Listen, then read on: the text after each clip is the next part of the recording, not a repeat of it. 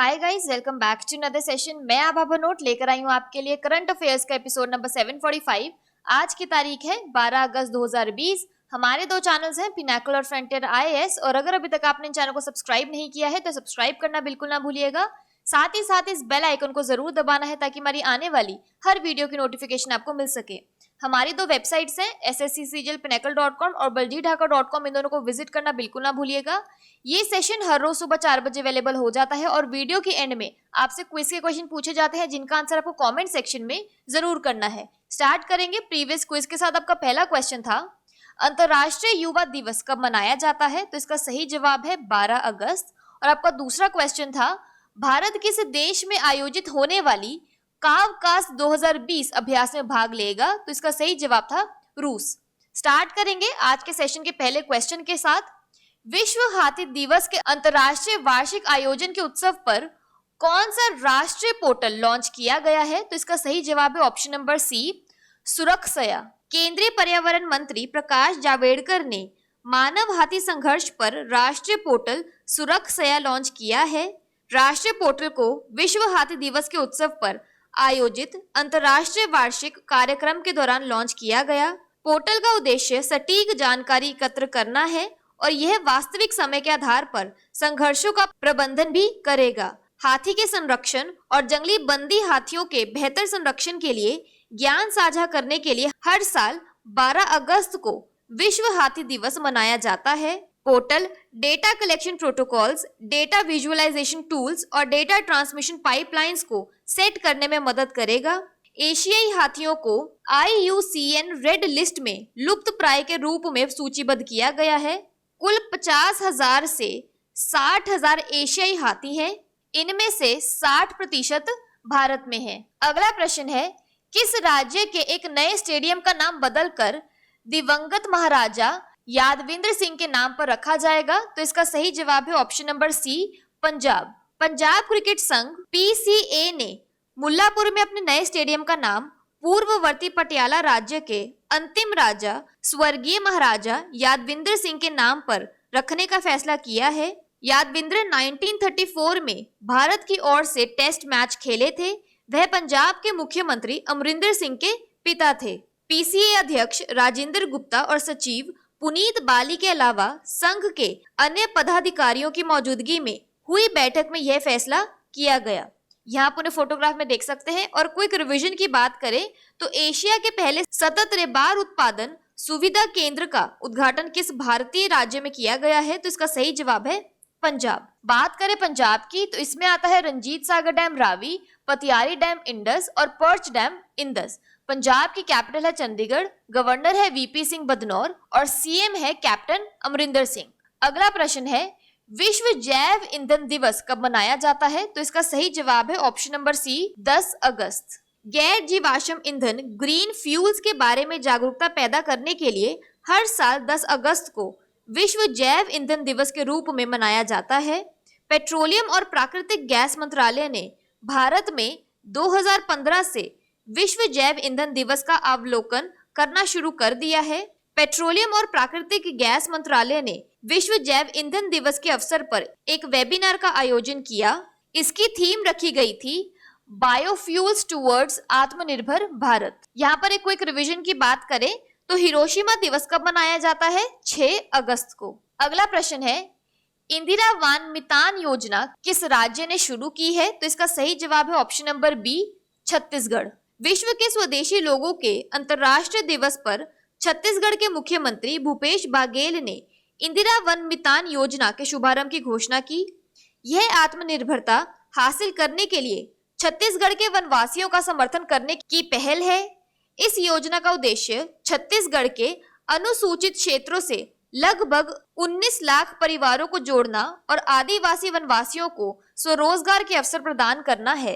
यहाँ पर एक क्विक रिवीजन की बात करें तो गोधन न्याय योजना किस राज्य में शुरू की जाएगी? तो इसका सही जवाब है छत्तीसगढ़। बात करें छत्तीसगढ़ की तो इसके फेमस डैम में आता है Mini Mata Bango dam, Hasdeo river. Thermal power plant में आता है Korba super thermal power plant और Sipat thermal power plant. Tiger reserve में आता है अचानकमर टाइगर रिजर्व, उदांती सीता नदी टाइगर रिजर्व और इंद्रावती टाइगर रिजर्व। छत्तीसगढ़ की कैपिटल है रायपुर। गवर्नर है अनुसुईया उइके और सीएम है भूपेश बाघेल। अगला प्रश्न है, किस राज्य के राज्यपाल ने कोरोना कविता काल पुस्तक लिखी है? तो इसका सही जवाब है option number B, Mizoram. Mizoram के गवर्नर पीएस श्रीधरन पिल्लई द्वारा लिखित पुस्तक कोरोना कविता काल मिजोरम के मुख्यमंत्री जोरामथंगा द्वारा जारी की गई। इस बीच अन्य पुस्तकें रिपब्लिक डे 2020 और 10 स्पीक्स द गवर्नर भी जारी की। उन्होंने लॉकडाउन के दौरान ये किताबें लिखी थी। मलयालम में कोरोना कविता काल कोविड-19 से संबंधित है।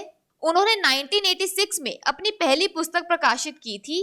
अब तक उन्होंने कविता सहित विभिन्न श्रेणियों की कम से कम 121 किताबें लिखी हैं। यहाँ आप उन्हें फोटोग्राफ में देख सकते हैं। और क्विक रिवीजन की बात करें तो श्रीमती हरसिमरत कौर बादल ने हाल ही में किस राज्य में Zoram mega food park limited का उद्घाटन किया है? तो इसका सही जवाब है मिजोरम।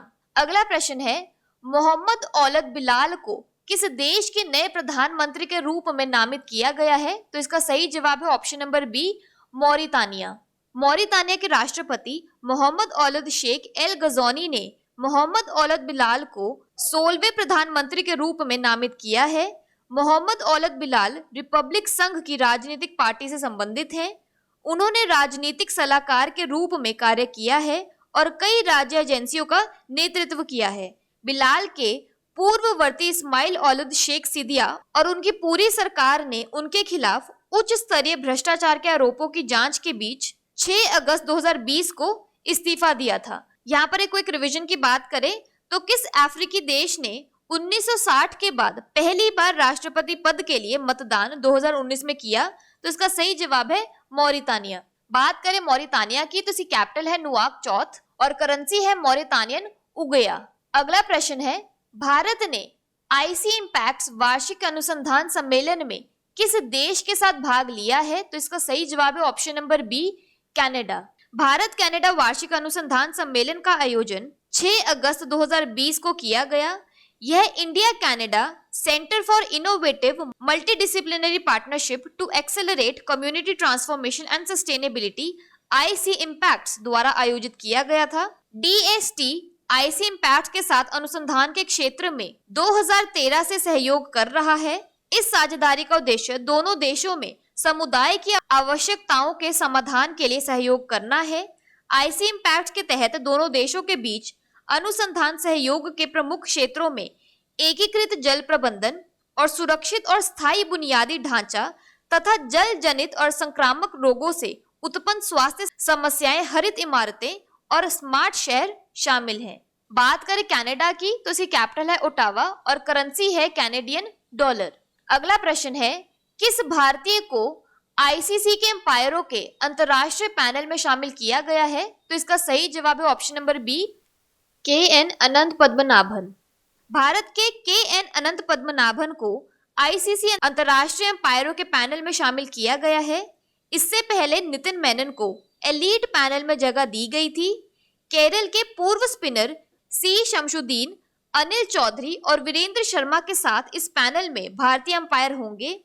वो आईपीएल समेत सभी घरेलू टूर्नामेंटों में अंपायरिंग करते हैं। अनंत पद्मनाभन ने 2008 से भारतीय घरेलू क्रिकेट टूर्नामेंट्स में अंपायरिंग शुरू की थी।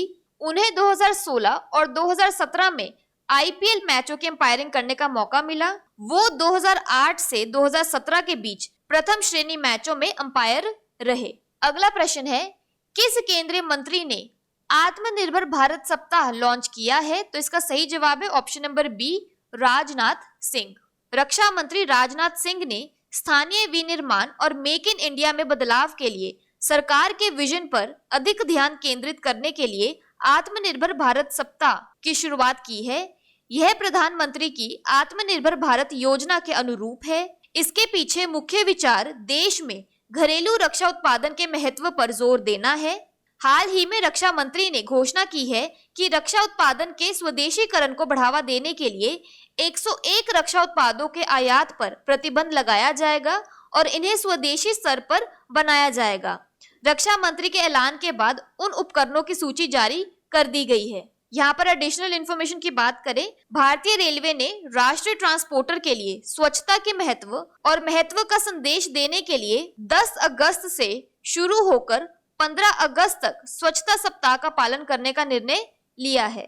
अगला प्रश्न है, कैपिटल इंडिया फाइनेंस लिमिटेड के कार्यकारी अध्यक्ष के रूप में किसे नियुक्त किया गया है? तो इसका सही जवाब है ऑप्शन नंबर सी, हर्ष कुमार भनवाला। वित्तीय सेवा मंच कैपिटल इंडिया फाइनेंस लिमिटेड ने नाबार्ड के पूर्व प्रमुख हर्ष कुमार भनवाला को कार्यकारी अध्यक्ष नियुक्त करने की घोषणा की। कैपिटल इंडिया में शामिल होने से पहले भनवाला 6 साल तक national bank for agriculture and rural development NABARD के चेयरमैन थे और 26 मई 2020 को उनका कार्यकाल समाप्त हुआ है।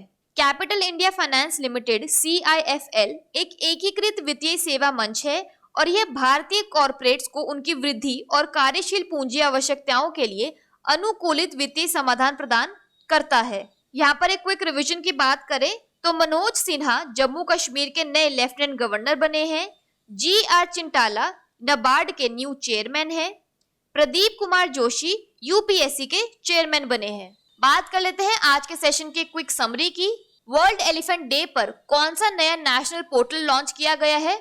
सुरक्षया। किस राज्य ने लेट महाराजा यदविंद्र सिंह की याद में स्टेडियम को रीनेम किया है? पंजाब सरकार ने। वर्ल्ड बायोफ्यूल डे कब मनाया जाता है? अगस्त 10 को। इंदिरा वन मितान योजना कहाँ शुरू की गई है? छत्तीसगढ़ में। कोरोना कविता काल बुक किस राज्य के गवर्नर ने लिखी है? मिजोरम के। मोहम्मद औलद बिलाल किस देश के नए प्रधानमंत्री बने हैं? मॉरिटानिया के।